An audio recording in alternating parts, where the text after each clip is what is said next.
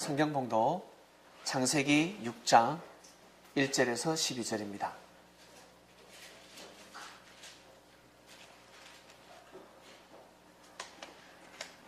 수요 예배를 드리면서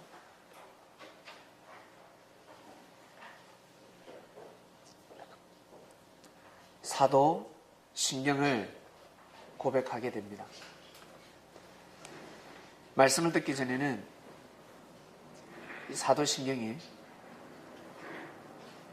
사도신경의 뜻을 모르기 때문에 고백을 할 때마다 아마 많이 믿음을 가지기가 힘들었을 것입니다. 일반적으로 믿음을 가지는 사람들은 이 사도신경의 이 말씀들을 절대적으로 믿습니다. 우리는 말씀을 통해서 사도신경으로 고백되어 있는 영혼이 산다는 것, 몸이 다시 산다는 것, 다 여러분 다 배우셨지 않습니까? 진짜 몸이 다시 사는 것이 아니라는 겁니다. 그리고 주님이 오시는데 영으로 오셔서 다시 한 번 더 영생의 삶을 갈 수 있도록 역사를 감행하신다는 뜻입니다. 사도신경 내용을 잘 아시고 여러분들 수요 예배 때마다 고백해 주시길 바랍니다. 창세기 6장 1절에서 12절입니다. 여러분 성경 매주 선포되는 말씀 구절은 집에 가서 꼭 읽어보시면 좋겠습니다. 6장 1절에서 12절이라고 한다면 1절에서 12절만 읽어보지 마시고 22절까지 다 보시길 바랍니다. 그리고 어떤 사람은 창세기를 처음부터 끝까지 다 보시는 분이 있습니다. 최대한 보려고 노력하시는 분도 있고 마태복음에서 본문이 오면 그 주는 마태복음을 다시 보는 것입니다. 마태복음을 다 못 본다, 보기 힘들다 그러시는 분은 그 성경 구절에 해당되는 그 구절을 또 보고 또 보고 또 보시면 토요일 정도가 되면 깨달음이 다릅니다. 그 전에 보이지 않았던 말씀이 눈에 들어옵니다. 그래서 꼭 반복해서 항상 성경을 보시고 성경을 보시기 전에 항상 기도하는 마음으로 꼭 보시길 바랍니다. 왜냐하면 이 성경은 하나님의 감동으로 의해서 쓰여진 책입니다. 이것을 잘 아셔야 합니다. 사람이 그냥 무작정 기억이 난다고 해서 기록한 책이 아닙니다. 사람이 쓰고 싶다고 해서 쓴 책이 아니라는 것입니다. 그래서 이 성경은 하나님의 감동으로 의해서 쓰여졌기 때문에 감동을 받아야지만이 이 성경의 뜻을 해석할 수가 있습니다. 이해할 수가 있습니다. 그래서 꼭 성경을 보실 때는 기도하는 마음으로 보시길 바랍니다. 그냥 대충대충 보면 대충대충 깨달음이 옵니다. 깨달아도 이거구나 깨달아도 큰 은혜가 되지 않습니다. 깨닫게 되면 무릎을 쳐야 합니다. 이거구나 은혜를 받아야 하는데 은혜를 받기가 힘듭니다. 밥을 먹더라도 입맛이 돌아야 되지 않겠습니까? 사람들은 맛있다 그러는데 나만 맛이 없습니다. 입맛이 없습니다. 입맛이 없어도 그래도 살 수는 있습니다. 그러나 입맛이 있어야 되지 않겠습니까? 먹는 재미가 있어야 된다는 것입니다. 그래서 꼭 기도하는 마음으로 성경을 보시고 수요예배 오시기 전에 기도하는 마음으로 오시는 분과 그리고 기도하는 마음으로 오지 않으신 분은 또 차이가 납니다. 그리고 자리에 앉았을 때 기도하는 마음으로 앉아서 예배를 드리는 분과 그냥 예배를 드리는 분은 또 다릅니다. 꼭 여러분들 주일날 그리고 수요일날 은혜를 꼭 받아가시길 바랍니다.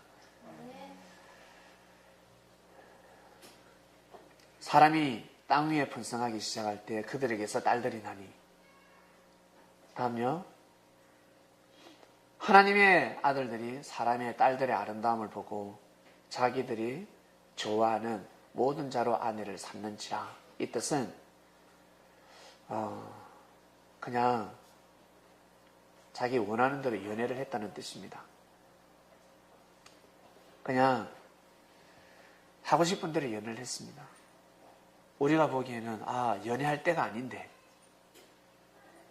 쟤는 좀 더 성장해야 되는데, 쟤는 지금 연애할 때가 아니고 결혼할 때가 아닌데, 동거할 때가 아니고, 쟤는 지금 남자 여자 사귈 때가 아닌데, 쟤는 지금 일을 해야 될 때인데, 공부를 해야 될 때인데, 운동해야 될 때인데, 쟤는 지금 사귈 때가 아닌데 왜 사귈까? 바로 그 뜻입니다. 때를 모르고 자기 감정대로 그냥 연애하기를 좋아했습니다. 여러분, 배우지 않으면, 교육을 받지 않으면 연애는 마음대로 합니다. 왜냐하면 남자는 여자를 좋아할 수밖에 없고 여자는 남자를 좋아할 수밖에 없습니다. 태어날 때부터 그 감정은 태어납니다. 그리고 자꾸 생각해서 여자가 생각이 나고 자꾸 남자가 생각이 납니다. 잠을 잘 때도 그렇고 꿈속에서도 그렇고 밥 먹을 때도 그렇고 지나가다가 어떤 여자를 보면 그 여자가 잊혀지지가 않습니다. 멋있는 남자를 보면 잊혀지지가 않습니다. 그리고 또 엄나는 생각, 이건 엄나는 생각인데 왜 내가 이런 생각을 할까? 이러면 아니 되는데. 그것은 여러분, 엄나는 생각이 아니라 당연하게 드는 생각입니다. 성장통을 아십니까? 성장통. 똑같이 무릎이 아픈데 어린아이가 무릎 아픈 거하고 할머니가 무릎 아픈 것은 다릅니다. 어린아이는 성장통입니다. 그런데 할머니는 골병이 들었습니다. 더 이상 클 수가 없습니다. 아파도 같은 아픔이 아니라는 것입니다. 사춘기를 보낼 때, 성장할 때 10대 때, 20대 때 생각이 드는 것은 당연한 것입니다. 그것은 죄가 아닙니다. 그런데 성인이 되어서 생각도 나지 않는데 계속 생각을 하면서 집착됩니다. 사귀어보려고 또 꼬시어서 사귀어보려고 계속 집착됩니다. 그것은 죄가 됩니다. 한창 어릴 때, 젊었을 때, 성장할 때, 사춘기 때 드는 그 생각은 엄란한 것이 아닙니다. 대신 그때는 반드시 교육을 받아야 합니다. 그 사랑은 아주 고귀한 사랑이다. 부끄러워하지 마라. 남자도 부끄러워하지 말고 여자도 부끄러워하지 마라. 그것은 하나님 주신 선물이다. 하나님이 우리에게 주신 선물이다. 그리고 그 사랑을 통해서 바로 생명 잉태가 된다. 아주 고귀한 사랑이다. 그렇기 때문에 그 고귀한 사랑은 함부로 했어야 되겠냐 라고 정확하게 가르쳐줘야 합니다. 교육을 받아야 합니다. 한마디로 성교육을 받아야 된다는 것입니다. 그 교육을 못 시키다 보니까 어떻습니까? 대신 임신하지 말라라고 어때요? 부모님들이 어떤 기구를 선물하잖아요. 임신하지 말라라고. 교육을 못 시키기 때문에 그랬습니다. 하나님 우리 인간을 어떻게 창조하셨는지, 때가 될 때 남자가 여자를 만나야 되는데 어떠한 마음으로 어떻게 성장해서 만나야 되는지를 정확하게 배워야 합니다. 하나님은 아담한테 가르쳐 줬습니다. 아담과 하와에게 가르쳐 줬습니다. 아름다운 사랑을 하라고 가르쳐 줬습니다. 아담의 혈통을 통해서 그 교육법은 바로 그 교육법이 내려오는데 왜? 명문 가문이기 때문에 그랬습니다. 명문 가문은 이 성적인 것이 상당히 뭐라 그럴까? 예의와 예절이 있습니다. 법도가 있습니다. 명문 가문일수록 그렇습니다. 이 아담의 혈통은 유대교의 혈통이기 때문에 아담은 유대교의 조상이지 않습니까? 하나님한테 말씀을 받았단 말이에요. 자기가 지키지 못했을지언정 자식들에게 후손들에게 교육시킵니다. 나처럼 살지 말라라. 아들아 딸들아 나처럼 살지 마라. 하나님의 말씀은 이러하다. 내 삶이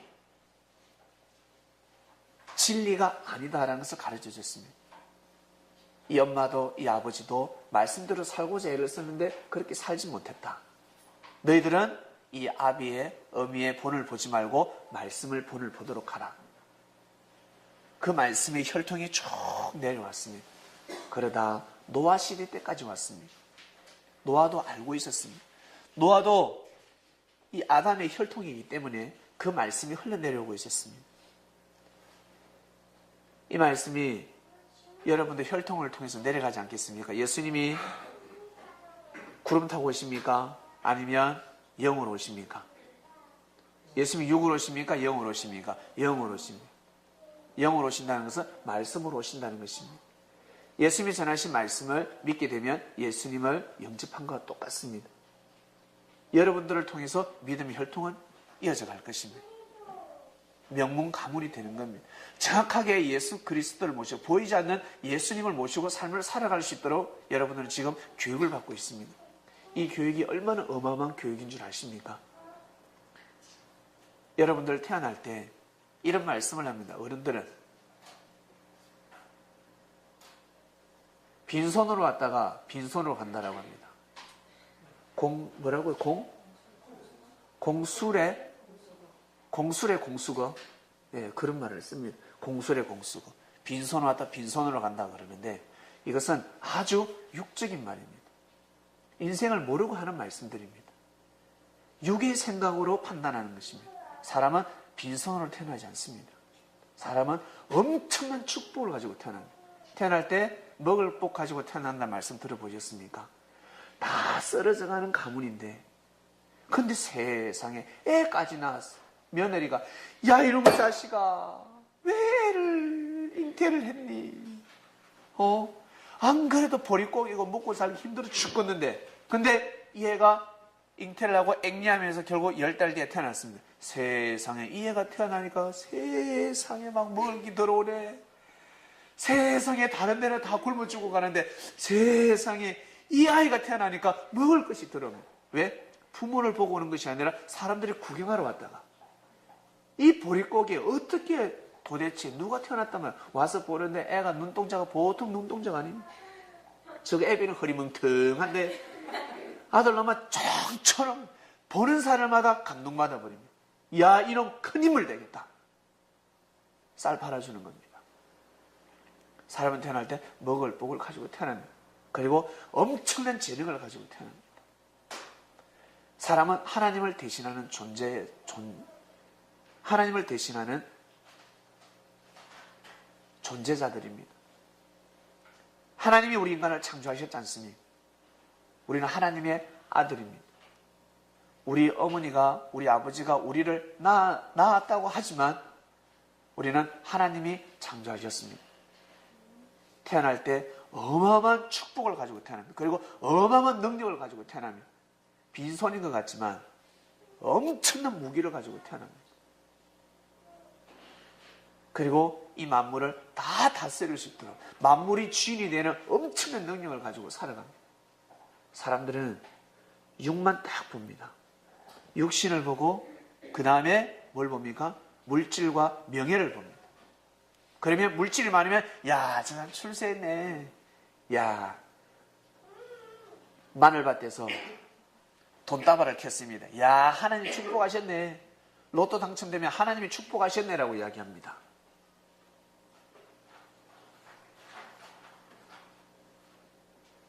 그리고 명예가 있으면 정말 대단하다.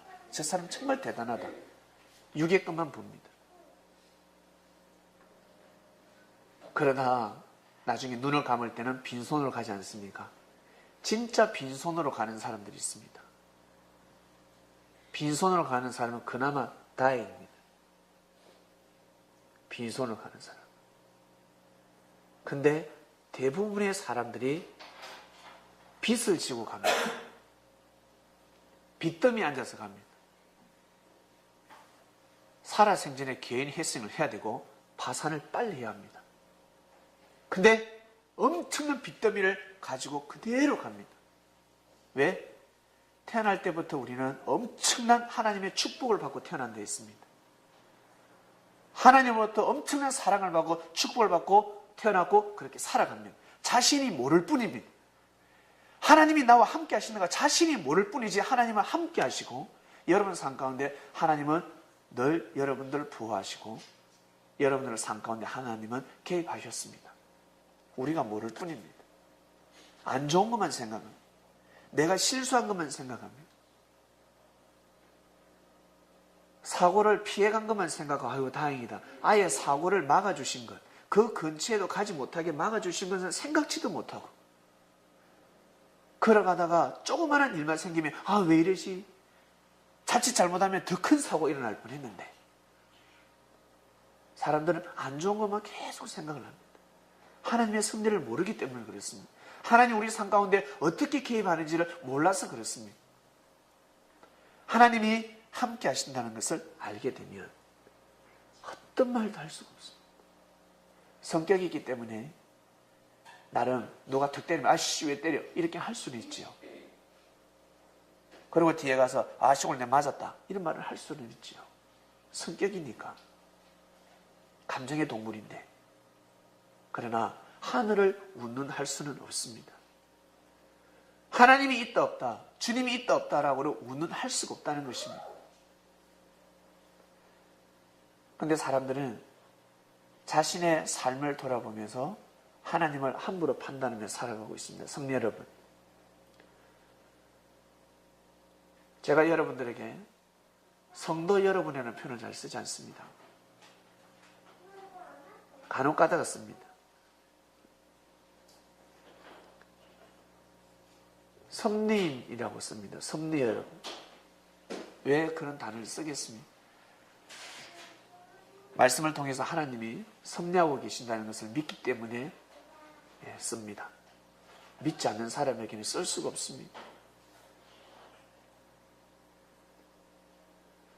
사람은 어마어마한 축복을 가지고 태어납니다. 하나님으로부터 어마어마한 은혜를 받고 살아갑니다. 근데 그 은혜를 입어야 되지 않습니까? 은혜를 입어야 합니다. 입는다는 것은 은혜를 받는 것이 아니라 은혜를 베푼다는 뜻입니다. 야, 쟤 하나님의 은혜를 입었네. 은혜를 입었네. 그런 말을 어떤 사람한테 쓰나요? 은혜스러운 사람한테 쓴단 말이에요. 감동되는 사람한테, 은혜 되는 사람한테 씁니다. 야, 저 하나님 은혜를 입었다. 맨날 이랬다 저랬다는 사람한테는 쓰지 않습니다. 또 그럴 줄 알았다. 그럴 줄 알았다. 또 못 갈 줄 알았다. 길면 하루, 좀 더 길면 3일. 그럴 줄 알았다. 또 그럴 줄, 또 안색이 변했네. 안식이 변하니 어찌미뇨. 나무 사이 딱 숨습니다. 예배 때도요. 우리 주일 예배 때 제 얼굴을 딱 피합니다. 어쩔 때는 저는 안 받아요. 딱 피합니다. 어디 앞에 예배 드릴 때 앞에 머리 큰 형제 뒤에 앉습니다. 머리 큰 형제 자매 뒤에 딱 앉습니다. 덩치 큰 데 딱 앉아가지고 딱 피합니다. 나무 사이 숨지요. 안색이 변함이 어찌미뇨. 변하면 아니 됩니다. 하늘이 주신 것이 얼만데, 하늘이 지금까지 여러분들에게 준 은혜가 얼만데 또 큰 은혜를 바랍니까? 이제는 은혜를 입으며 살아야지요. 은혜를 입으며 살아야죠. 제발 기도할 때 하나님한테 달라는 기도 좀 하지 마세요. 그 기도 안 해도 주십니다. 이방인한테도 주십니다. 기도를 다르게 합니다. 하나님, 제가 이런 일을 할 수 있도록 제 이런 일을 하겠습니다. 하나님한테 힘들이는 성장한 기도를 하시길 바랍니다.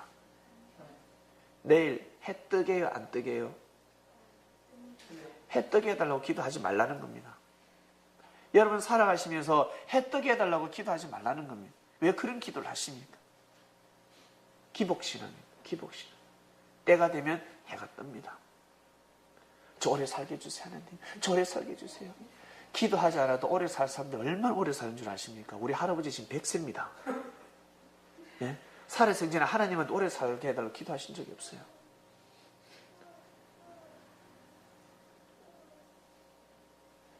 인명은 제천이라 하였습니다. 태어날 때부터 여러분 다 받고 태어납니다. 그것을 우리는 주관하며 살아야 합니다. 주관해야 합니다. 여러분 태어날 때 얼마나 많은 축복을 가지고 태어난 줄 아십니까? 손에는 빈손으로 보이죠. 그러나 여러분들에게 숨겨져 있는 재능, 그 달란트는 어마어마합니다.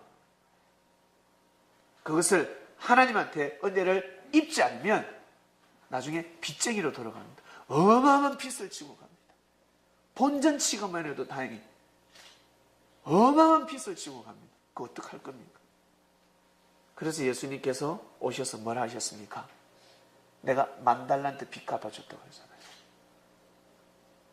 10,000달란트는요 1, 2천만 원이 1, 2억이 아니에요. 지금의 돈으로 10억이 넘어갑니다.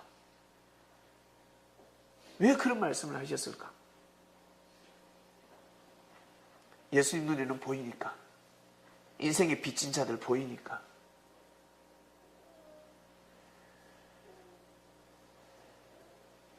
태어날 때 절대 빈손으로 태어나지 않습니다. 사람은 태어날 때 하나님으로부터 어마어마한 축복을 받고 태어납니다. 어마어마한 능력을 가지고 있습니다. 세상을 다스릴 수 있는 권세를 가지고 있습니다. 그것을 못 해낼 뿐입니다. 못할 뿐입니다. 근데 그 권세가 자기한테 왔을 때 여러분 어떻게 합니까? 여러분 교회에서 그 사명이 여러분들한테 왔을 때 칼자루를 휘두르겠습니까? 아니면 십자가의 길을 걸어가겠습니까? 칼자루 휘두르는 사람이 있습니다.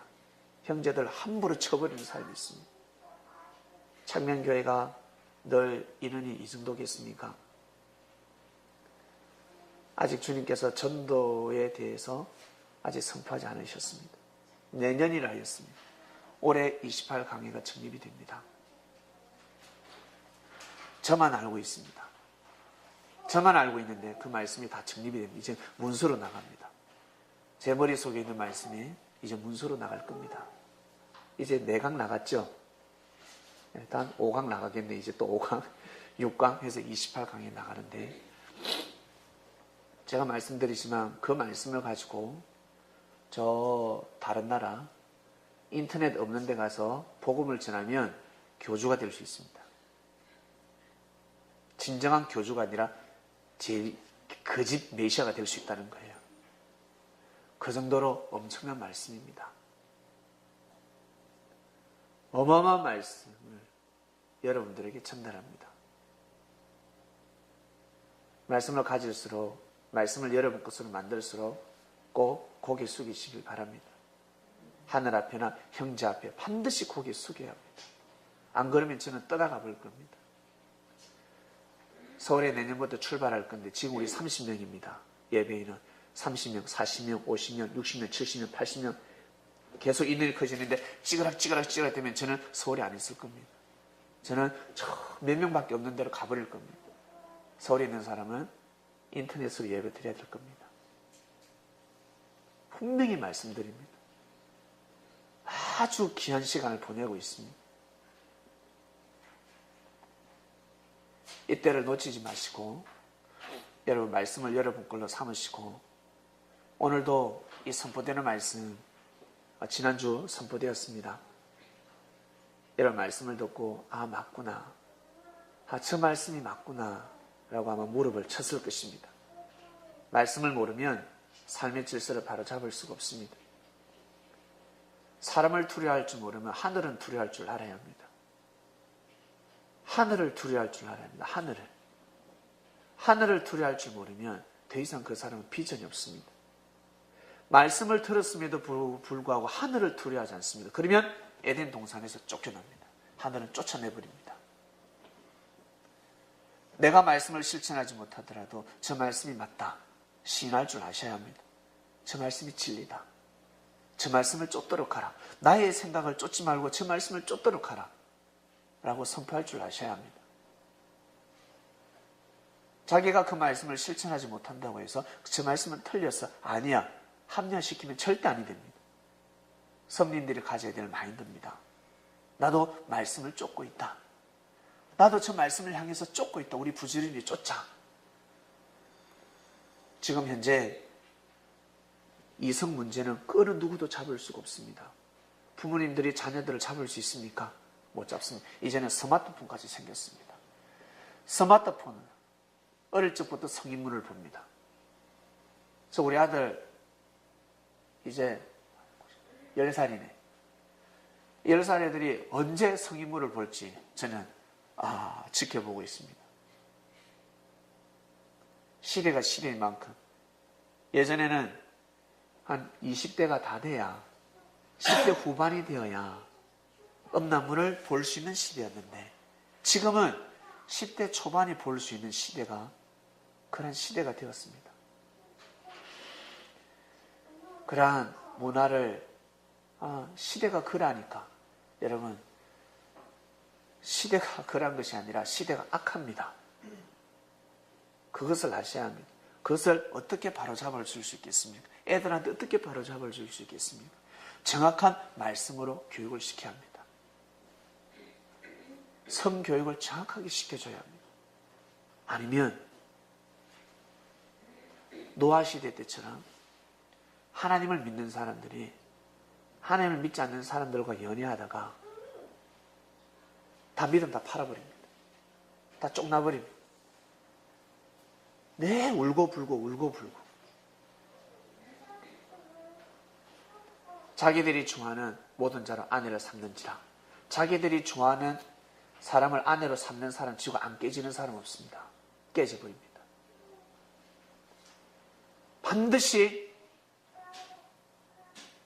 아담은 하와를 고를 때 나보다, 남자보다 하나님을 더 사랑하는 여자를 골라야 합니다. 그리고 하와는 아담을 고를 때 나보다 하나님을 더 사랑하는 아담을 골라야 합니다. 근데 그런 사람이 없어요. 그렇게 교육을 받지 못하고 성장했기 때문에 없습니다. 그럴 때 끝까지 사랑받을 수 있습니다. 그 남자한테 끝까지 사랑받을 수 있고 그 여자한테 끝까지 사랑받을 수 있습니다. 진리로 성장한 사람이 반드시 가정을 이루어야 합니다. 우리 창명교회에 오는 우리 젊은 청년들 2세대들, 우리 결혼한 사람들은 이미 다 해가 졌고 이제 결혼하지 않는 우리 2세대들이 있습니다. 지금 10대, 지금 수지, 그리고 우리 애들도 그렇고 뒤에 성장하는 애들이 있습니다. 철저하게 가르쳐야 합니다. 근데 걸어가다가 수지가 저한테 찾아서 목사님 제가 걸어가는데 우리 옆집에 사는 오빠가 내 이상형입니다. 목사님 어떡합니까? 제가 뭐라 하겠습니까? 전도해. 데려와 봐라. 말씀을 넣어보자. 전도하자. 근데 말씀을 멀리합니다. 제가 수지한테 축복기도 해줄 수 있겠습니까? 해줄 수가 없습니다. 앞날이 훤히 보입니다. 앞날에 미래가 보이는 겁니다. 하나님의 예정이 아닌 삶을 살아갈 수밖에 없습니다. 운명이 다 털어져 팔자가 다 꼬여버립니다. 부모는 자녀를 보면 압니다.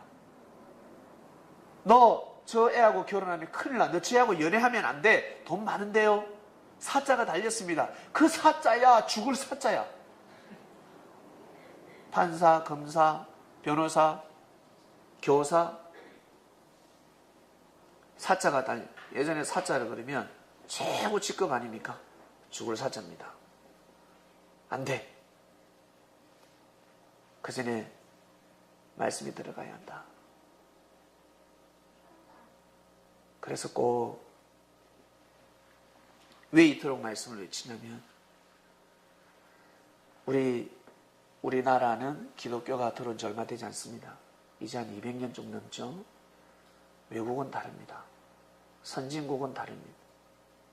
명문 가문들이 있습니다. 미국에 특히 에드워드 가문이 있는데 단상에 이름 올리지 않는데 그 가문은요 아주 출중한 인물들이 태어났습니다. 사회에 큰 봉사를 하고 사회에 큰 유익을 끼치는 아주 대단한 인물들이 태어났습니다. 그들의 교육법은 바로 말씀이었습니다. 그들의 어릴 적부터 교육은 말씀이었습니다. 그리스도를 중심한 믿음을 가르쳤습니다. 믿음을 계속 가르쳤습니다. 그러니까 큰 인물이 되더라는 것입니다.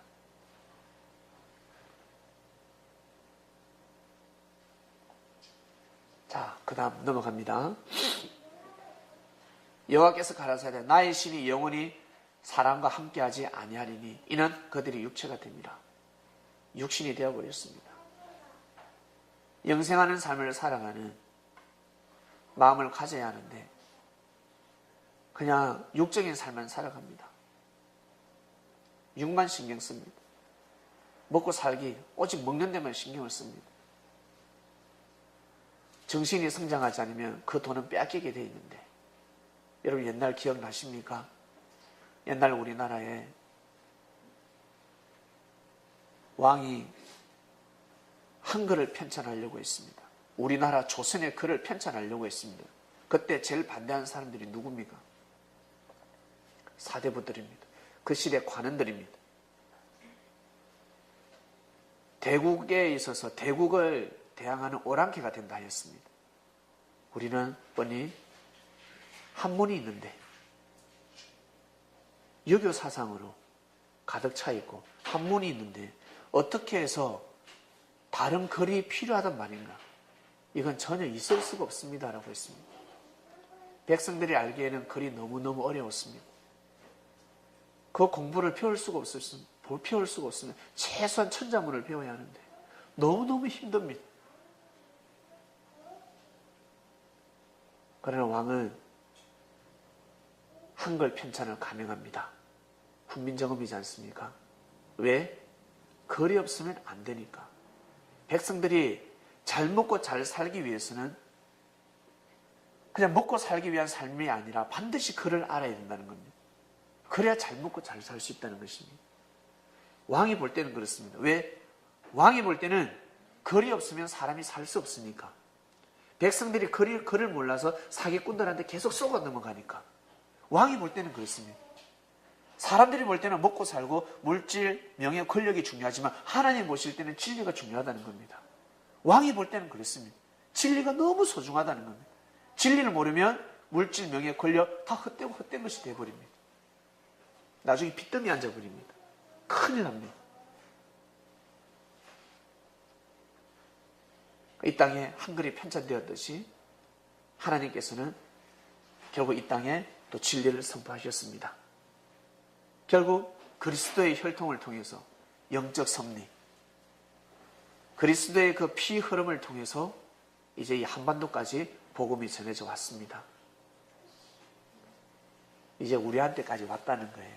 이제 2016년 우리에게까지 왔습니다. 여러분 잘 감당하시길 바랍니다. 근데 노아 시대 때는 그 말씀의 혈통이 이어져 왔는데 어때요? 그렇게 살고자 하지 않습니다. 똑같이 말씀을 들었는데 근데 노아는 하나님한테 은혜를 입었습니다. 아멘 했다는 거예요. 아멘. 다른 사람들은 아멘 하지 않고 노아는 아멘 했다는 것입니다. 그 다음입니다. 당시 땅에 네피림이 있었고 그 후에도 하나님의 아들들의 사람의 딸들을 취하여 자식을 낳았으니 그들이 용사라 고대 유명한 사람이었더라. 여기 네피림이 나옵니다. 홍수 심판은 여러분 이미 알고 있습니다. 전체 심판이 아니라 부분 심판이라는 것. 저 네피림의 족속이 홍수 심판 전에도 존재했고 홍수 심판 후에도 존재했습니다. 그래서 부분 심판이라는 것입니다. 그 다음입니다. 여호와께서 사람의 죄악이 세상에 관영함과 그 마음의 생각의 모든 계획이 항상 악할 뿐임을 보시고 그 다음입니다. 땅 위에 사람 지어 있었음을 한탄하사 마음에 근심하시고 다음은요. 가라사대 나의 창조한 사람을 내가 지면에서 썰어버리되 사람으로부터 육적과 기른 것과 공중의 새까지 그리하리니 이는 내가 그것을 지었음을 한탄하면이다 하시니라. 하나님이 너무너무 속상하십니다. 너무너무 속상하셨습니다. 저렇게 살면 아니 되는데 저거 아닌데 저러면 아니 되는데 저렇게 살면 아니 되는데 하나님은 너무너무 잘하십니다. 그 다음입니다. 그러나 노아는 여호와께 은혜를 입었더라. 하나님이 노아만 택했겠습니까? 아닙니다. 노아도 청함을 받았는데 노아가 택함을 입은 겁니다. 여호와께 은혜를 입었더라. 여호와께 은혜를 입었다는 것은 아멘 하는 삶을 살아갔다는 것입니다.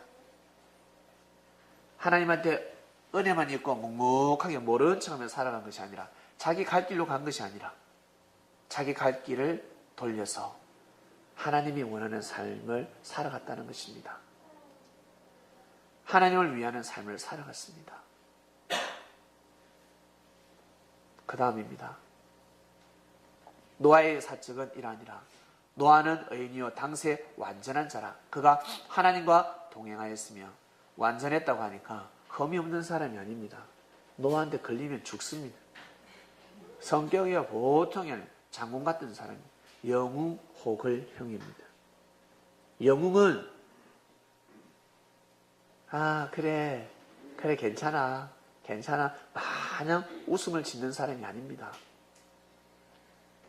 그런 사람은 하나님의 뜻을 이룰 수가 없습니다. 노아는 아주 대단한 사람이었습니다.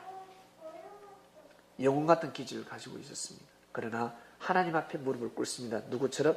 다윗처럼. 다윗은 하나님 앞에 무릎을 꿇는 자였습니다. 다윗같이 항상 하늘 앞에 무릎을 꿇는 자였습니다.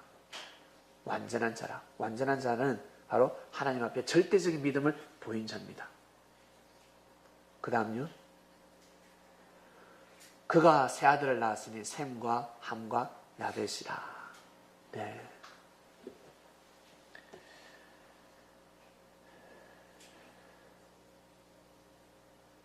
그 다음입니다. 때에 온 땅이 하나님 앞에 패기하여 강포가 땅에 충만한지라. 하나님이 보신즉 땅이 패기하였으니 이는 땅에서 모든 혈육 있는 자의 행위가 패괴함이었더라. 노아 시대 때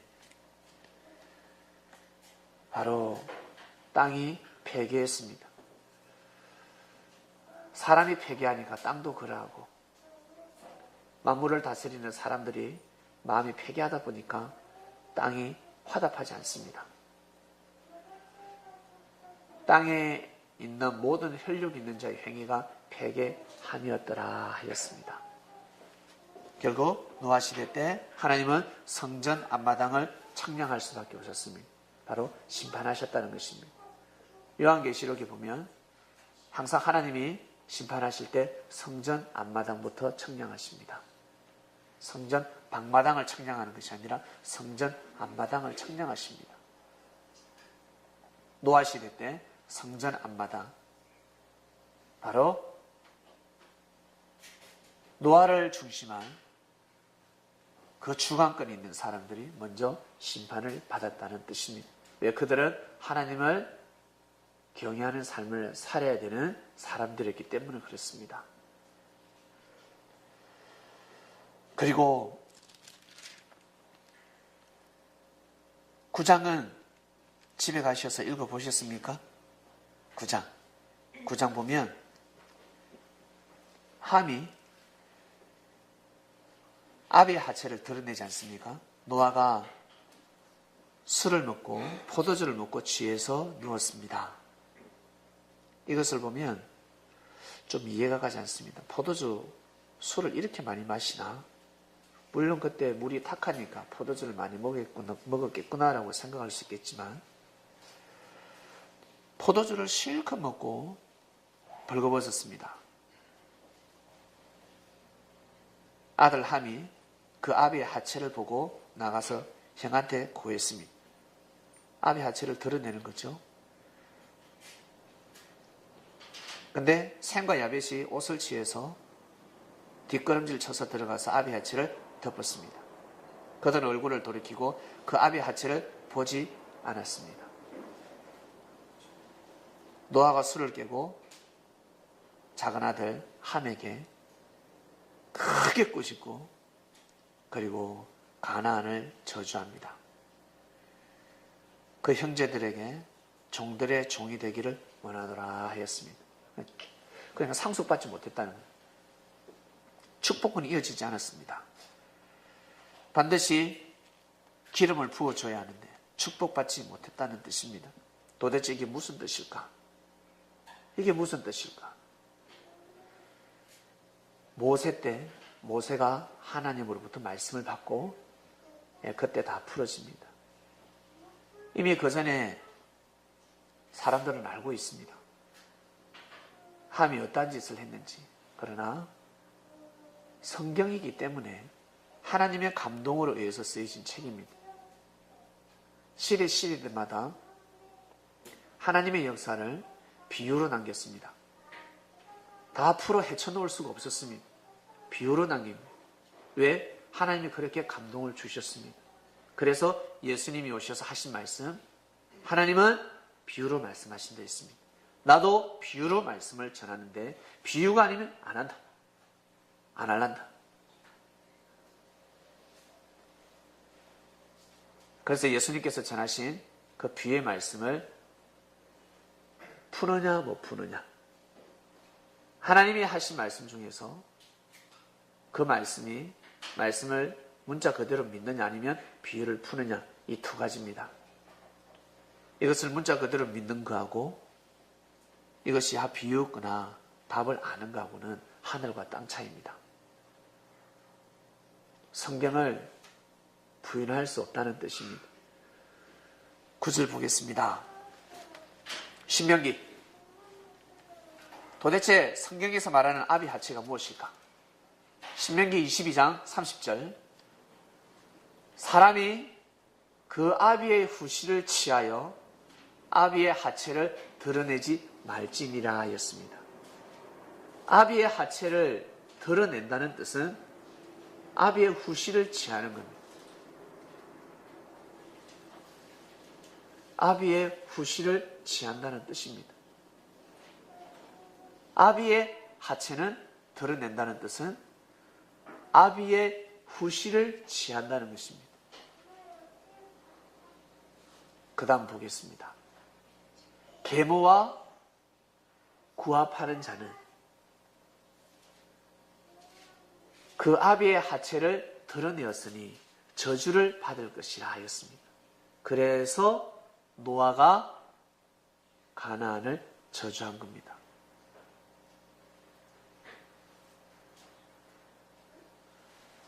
함이 아비의 하체를 드러냈다는 뜻은 무엇이겠습니까? 함이 노아의 후시를 범했다는 것입니다.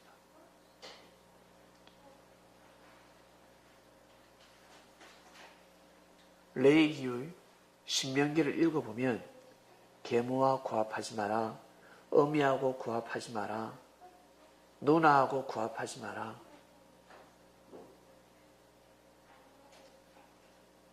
하체를 범하지 마라, 하체를 범하면 저주받는다, 운명이 돌아간다, 죽는다, 계속해서 말씀이 나옵니다.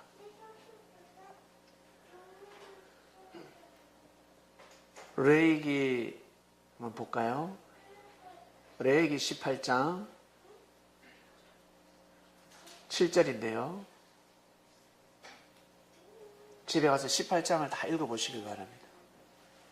네 어미의 하체는 곧 네 아비의 하체니 너는 범치 말라. 그는 네 어미인즉 너는 그의 하체를 범치 말지니라. 하체를 드러내지 말라는 뜻입니다. 아비의 하체를 드러냈다는 뜻은 아비를 부끄럽게 만들었다는 뜻 아닙니까? 아비를 부끄럽게 했다는 겁니다. 아비 하체를 드러내었다는 것은. 아비를 부끄럽게 한다는 것은 무엇입니까? 바로 그 어미, 엄마, 그리고 그 다음 후실까지 다 들어갑니다. 취하게 되면 저주를 받는다. 다윗의 아들 압살롬 아십니까? 압살롬이가 다윗의 후시를 다 취해버립니다. 그것도 백주 대낮에 왕궁에 텐트 치고 다 범해버렸습니다. 살 수가 없습니다. 살 수가 없어서 결국 압살롬 어떻게 해요? 압사당해 죽지 않습니까? 압살롬은 결국 죽습니다.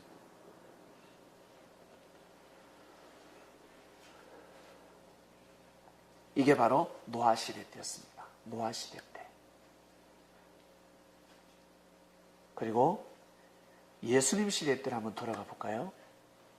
예수님 시대 때. 예수님 시대 때 향료컵을 깨트린 여인들이 있었습니다. 향료컵을. 향력합을 깨뜨렸다는 뜻이 무엇이겠습니까? 향력합은 아주 비싼 예물이었습니다.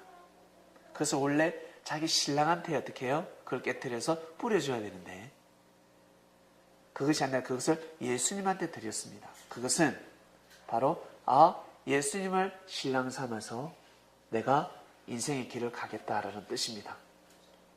예수님을 마음 가운데 모시고 섬기면서 나는 가겠다. 그러니 아무나 향력합을 깨뜨릴 수 있겠습니까?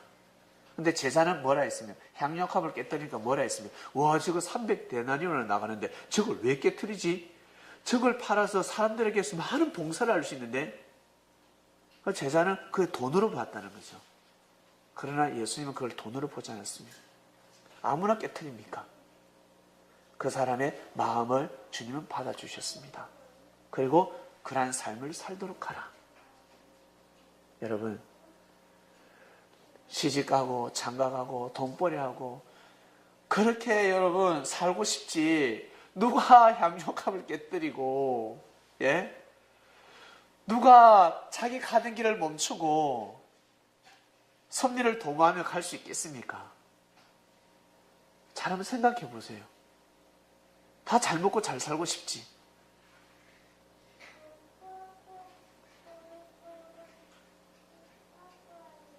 하나님의 일을 내가 몸소 돕겠다. 내가 남는 시간 나는 취미활동을 하지 않고 어디 놀러 가지 않고 휴식 취하지 않고 남는 시간마다 교회에 와서 봉사를 하고 교회에 같이 함께하고 굳은 일도 마다하지 않고 하는 사람을 절대 지적하면 아니 됩니다. 그 시간에 다 가서 쉬고 싶습니다. 그 시간에 자기도 놀러 가고 싶지요. 나중에 사람들이 많아지면 그런 사람들 더 많습니다. 봉사할 사람은 더 많습니다. 근데 사람이 없을 때도 그렇게 하는 사람은 있습니다. 나 연애하고 싶고 나가서 남자 사귀고 싶고 여자 사귀고 싶은데 그러지 않고 주님이 오셨구나. 섭리가 맞구나. 내가 내 인생은 이렇게 살았지만 나는 내 10대 때 20대 때 나는 저 교육을 받지 못했어. 나는 나이 들어서 30대 때 40대 때 이 말씀을 들었어. 그래 지난 삶이 억울한 겁니다.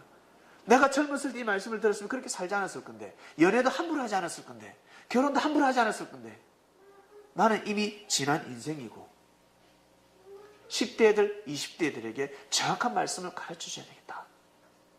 이들에게 자라나는 새싹들에게 정확한 말씀을 가르쳐줘서 그렇게 살지 마라 라고 가르쳐줘야 되겠다. 그러한 정신을 가지고 가는 사람들은 어마어마한 사람들입니다. 이건 이런 말할 수가 없습니다. 내가 이렇게 살았으니 인생 별 볼 일도 있나?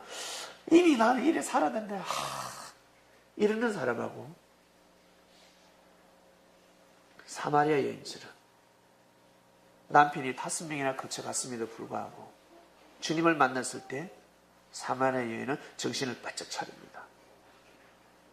예수님을 따라갑니다. 이렇게 살면 아니 되는구나. 이렇게 살면 아니 되는구나 하는 것을 알게 됩니다. TV에 성교육하는 사람이 있어요. 여성. 성씨가 구시지요.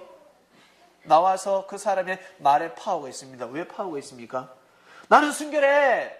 나는 깨끗해. 나는 절대 그런 일이 없어서 이런 사람이 아니에요. 상처받은 사람들에게 나도 그랬었다. 나도 어릴 적에 그랬었다. 그리고 정확한 교육을 합니다. 그래서 파워가 나가는 겁니다. 그래서 힘이 나가는 겁니다. 저 사람은 어마어마한 일을 하고 있는 것입니다. 거기에 진리가 들어가야 합니다. 들어가면 구씨가 하는 그 외침 속에 어마어마한 역사가 일어날 것입니다. 그걸로 다 잡을 수가 없습니다.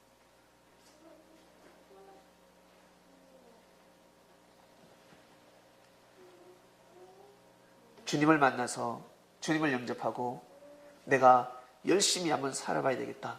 뜻을 위해서 살아야 되겠다. 라는 사람은 절대 터치하면 아니 됩니다. 부족하더라도 모자라더라도 기도해주고 덮어주고 하늘이 하실 수 하늘이 손덕에게 놔둬야 합니다. 우리 창명교회 성도들은 시간이 갈수록 여러분 옆자리에 모르는 사람들이 한 명 앉게 될 겁니다. 내년부터. 제가 내년부터는 여러분 제 눈빛이 어떻게 되는지 한번 보세요.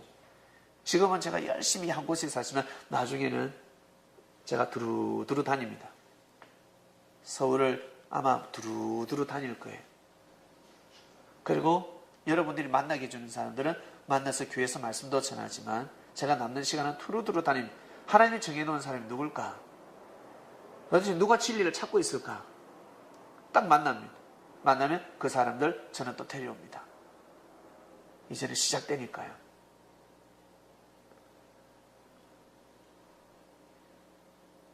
그렇게 와서 말씀을 듣고 세상에 우와, 야, 이런 말씀도 있구나.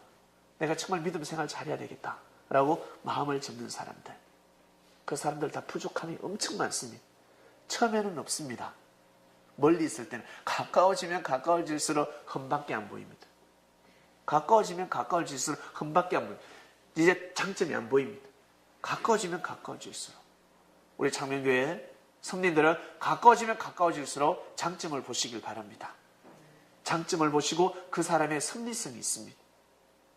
저 사람이 어떤 일을 하는지, 어떤 일을 하려고 이 자리에 왔는지, 여기에 왔는지, 불림을 받았는지, 뭘 하고 있는지 보셔야 합니다. 저는 여러분들이 하고 있는 일들이 있습니다. 사명들이죠. 그 사명을 잘할 수 있도록 저는 도와주는 일을 해야 합니다.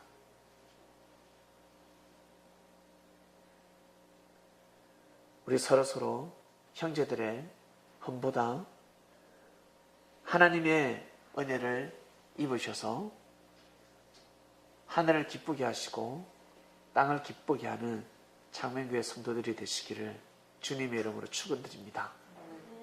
기도하겠습니다.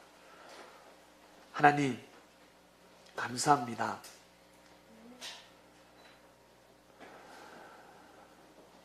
보이지 않는 주님을 믿게 하시고 맹목적인 믿음이 아니라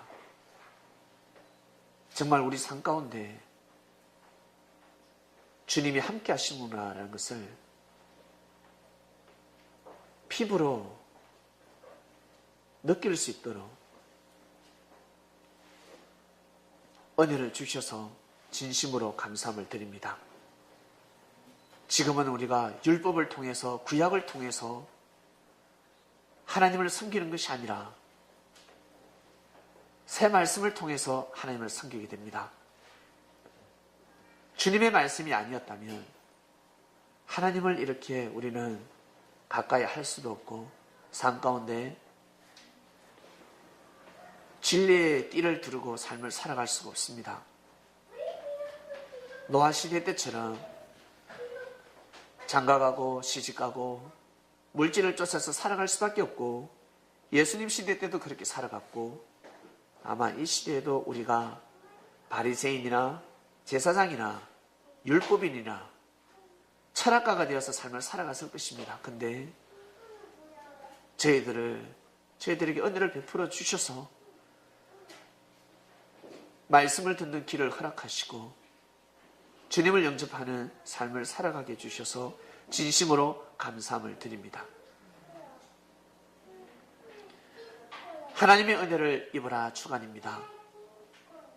지금까지 살아오면서 하나님께 받은 은혜가 많습니다. 감동과 깨달음과 수많은 그 깨우침, 그리고 말씀을 통해서 수많은 영감들, 이제는 하나님의 은혜를 입는 삶을 살아야 되지 않겠냐라고 말씀하셨으니 이번 한 주간 꼭 하나님의 은혜를 입는 창명교회 성도들이 될 수 있도록 주여 은혜를 베풀어 주시옵소서.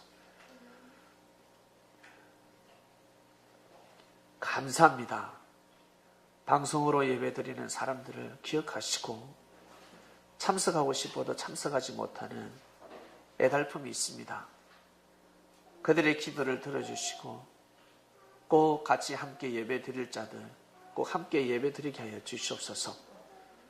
감사함을 드리며 사랑하는 주님의 이름으로 기도드립니다. 아멘. 네, 다 같이 말씀 묵상하시며 기도하는 시간 가지겠습니다.